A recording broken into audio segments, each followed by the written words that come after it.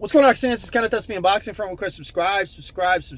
Let's speak boxing. What are we going to speak about? We're going to speak about the Saturday night fights at George's Boxing Genius house. You got the Magic Man, Paulie Malignaggi, taking on Danny Swift Garcia. It's going to be a good fight. So go ahead and subscribe. We're going to cover post-fight, pre-fight, live action. I think the fight's going to be a good little fight. I think it's a good test for Danny Garcia to move up to 147. It seems as though all the 135 fighters moving up to welterweight, which is a stacked division. Paulie's the guy to go against, you know. But I think it's a little bit illusional because, you know, Paulie is a solid opponent. He's quick on his feet. He's fast. He has quick hand speed and stuff like that. He has a good chin, even though he fought Shawn Porter, and Shawn Porter was able to take him out. But that was a rarity. But Paulie's towards the end of his career.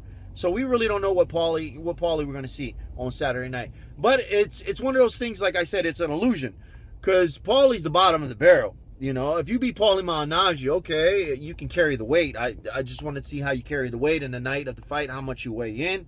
But once you go there and you beat Paulie, don't think you're going to be a threat at 147, you know? You know, I'm talking about the bottom of the barrel. Because you even got new upcoming rising stars at 147. Yes, we got the Juan Marquez. We have the Timothy Bradley.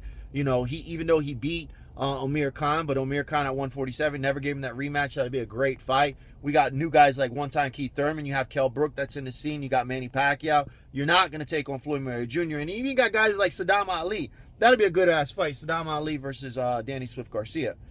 He doesn't want to see that fight. That fight probably never happened.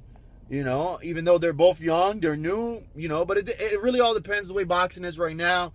You know, Danny Swift Garcia, he spoke about Al Heyman, you know, when he first started in boxing and stuff like that. His highest payday was $12,500. And now he got with Al Heyman, you know, and, you know, now he's making millions.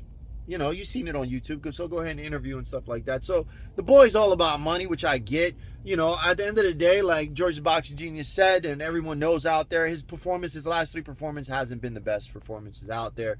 You know, especially the Lamont Peterson performance. He was running out of gas. If there would have been another 2 rounds, I think Lamont Peterson took his time and pressed late in the fight. But if there was another 2 rounds, I think Lamont Peterson would have finished him. And Lamont Peterson, he's an okay fighter, but he's not the solid contenders at the welterweight. So I really want to see what at the end of the day, what's trying to be accomplished here, you know? Is Danny Garcia thinking that he's going to dominate like he did at the 135 division? Absolutely not. That shit is too stacked. One time will put his ass to sleep. Like that's not even a competition, you know? So from a business standpoint, yes, it's marketable to fight Paulie Malignaggi. Maybe he can cash out on the Mayweather fight or whatever if Mayweather still has another couple fights. But I don't see him staying at welterweight too long. And if he does, I don't see his career at welterweight unless he cherry picks. You know, maybe he fights a rematch against, fuck if I know, a Sugar Shane Mosley or something like that after years and years of retirement. But even Sugar Shane Mosley put his hands on him. You know, after Paulie Malignaggi, maybe he'll fucking fight a Zab Judah. But it's just cherry picking, man. That's all that shit is, because nobody wants to see him fight Paulie Malignaggi, but I'll take it. That's cool. The Magic Man, just because I respect Paulie, has a lot of heart. He beats, you know, he's fought the best, you know. But anyways, guys, it's kind of that's me unboxing from. Quick subscribe. I think it's gonna go to distance, but then again, I don't even know. You know, it depends on Al Heyman and how that shit all, you know, it's marketable and stuff like that. You know, it depends on Paulie Malignaggi. It really depends. Because the Paulie Malignaggi that I see back in the day, the party that fought Adrian Broner, AB, I think this shit's going to go to distance. I think it's going to go to distance. I think it's going to be a little bit more exciting than what people think. I think unless Danny Swift Garcia made some adjustments, Swift was, you know, he's looking tired. He's looking gassed. But I think with the Herrera fight, I think Swift is better than, I think Paulie's better than Herrera.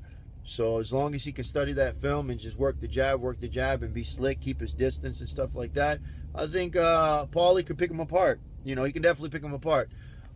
Danny should win this fight, but we never know. It really depends on what Paulie we see coming into the fight. But anyways, guys, this is Kenneth. That's being boxing from request. Subscribe. Have a good one.